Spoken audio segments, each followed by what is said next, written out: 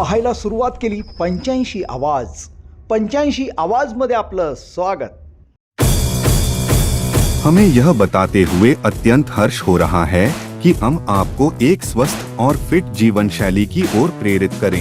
हमारे जिम में अत्याधुनिक उपकरणों के साथ साथ अनुभवी प्रशिक्षक उपलब्ध हैं जो आपकी फिटनेस यात्रा को सही दिशा में मार्गदर्शन करेंगे। ज्यादा जानकारी के लिए अभी कॉल करें।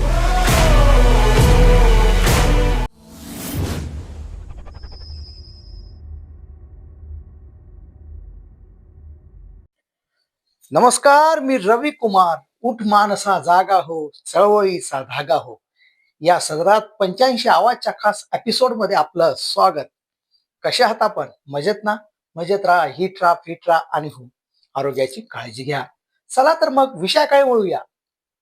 आजचा विषय आहे परिवर्तन आणि बहुजन समाज. हजारो वर्षापासून बहुजन समाजाला मनुवादी लोकांनी आपल्या पायाखाली दडपून टाकण्याचं कपट कारस्थान केले. जर बुद्ध फुले शाहू आंबेडकर यांनी बहुजन उत्थानाचे काम केले नसते तर आजही बहुजन समाज आणि देशातील समस्त महिला अंधाराच्या खाडीत खितपत पडल्या असत्या. जातीची उत्पत्ती कशी झाली? देशात संस्कृती होती परंतु जाती नव्हत्या. भारतात द्रविड संस्कृती होती. द्रविड म्हणजे आजचे शूद्र. या संस्कृतीला जातीचा घाणेरडा, जात नावाचा शब्दही त्या काळी अस्तित्वात नव्हता. मग जाती निर्माण झाल्या कशा? प्रश्न सर्वांनाच गोंधळात टाकणारा आहे. जाती आकाशातून ही पडल्या नाहीत, तर जातीची निर्मिती करण्यात आली. इराणच्या उत्तरेपूर्वेकडून आर्य भारतात आले. आर्य म्हणजे आजचे ब्राह्मण. आर्यांनी द्रविडांवर आक्रमण केले आणि त्यात आर्यांचा विजय झाला. ब्राह्मण विजय म्हणजे शूद्रांनी गुलामी पत्करणे. यानुसार आर्यांनी द्रविडांना दास बनवले. आर्यांच्या सांगण्यावरून जे द्रविड आर्यांची चाकरी करण्यास तयार झाले त्यांना देशाचे मुख्यत्वे आर्याचे रक्षण करण्याचे सांगितले आणि ज्यांना मारून झोडून आर्यांनी दास बनवले त्या द्रविडांना ढोर ओढणे, मेलेली जनावरं फेकून देणे, चपला बनवणे, केस कापण्याचे काम, शेत तयार करण्याचे काम अशा अनेक प्रकारचे कामे, कमी दर्जाचे काम सोपवण्यात आले आणि याच कारणावरून व्यवसायावरून जातीची निर्मिती करण्यात आली.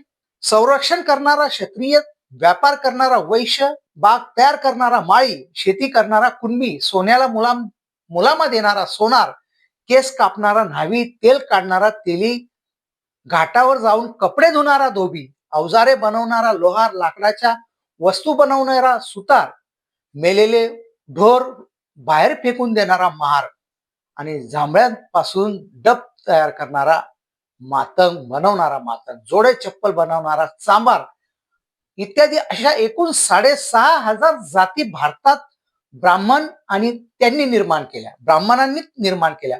मग वर्ण व्यवस्था आणि कारभार जातीची निर्मिती केल्यानंतर वर्णांची गरज भासली आणि देशाचा कारभार चालवण्यासाठी घटनेची संहिता गरज भासू लागली.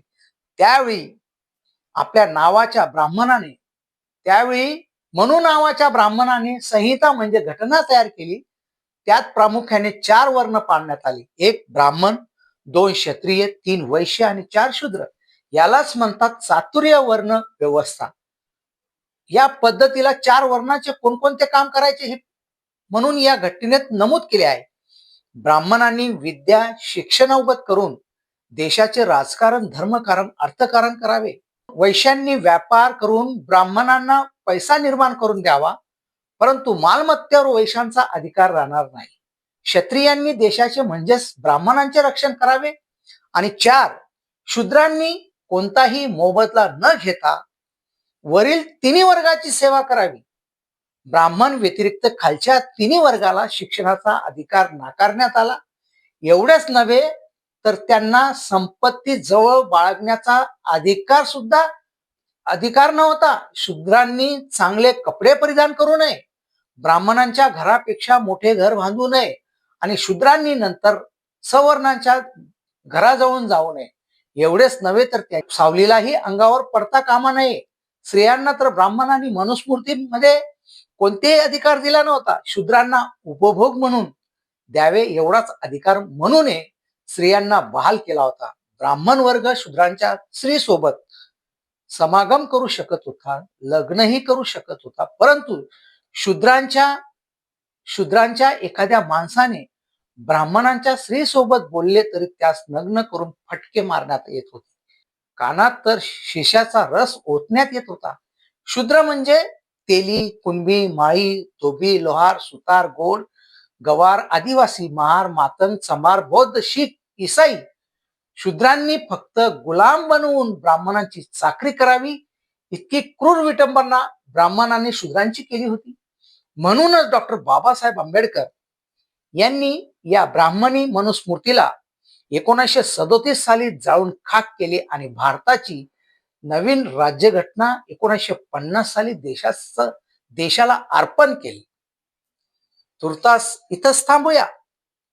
तुम्हाला या व्हिडिओबद्दल काय वाटतं तर कमेंट करायला विसरू नका. आणि हो, हा व्हिडिओ फक्त जास्तीत जास्त लोकांकडे शेअर करा. चला तर मग रवी कुमारला द्या परवानगी. नमस्कार.